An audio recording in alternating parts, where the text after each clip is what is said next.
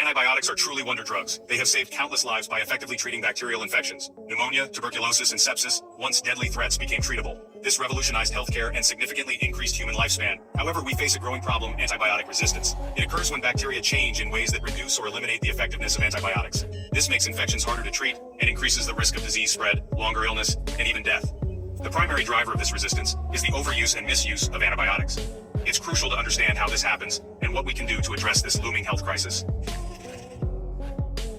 Every time we use antibiotics, we expose bacteria to them. Most bacteria die, but some may possess mutations that make them less susceptible. These resistant bacteria survive and multiply. This is natural selection at work. The more we use antibiotics, the more we accelerate this process. Overuse happens when antibiotics are prescribed even when not needed, like for viral infections.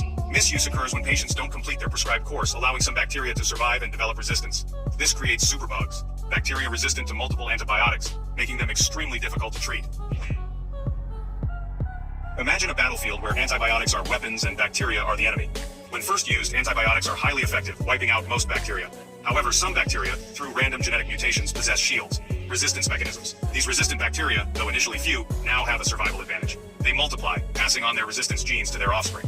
Over time, the once effective antibiotic becomes useless against this new generation of resistant bacteria.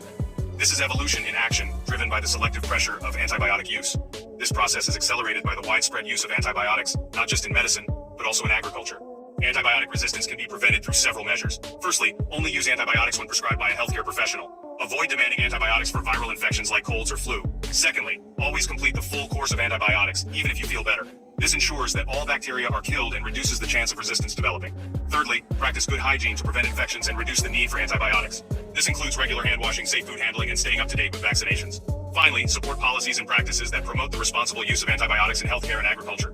By taking these steps, we can help preserve the effectiveness of antibiotics for future generations. Together, we can combat antibiotic resistance and ensure a healthier future for all.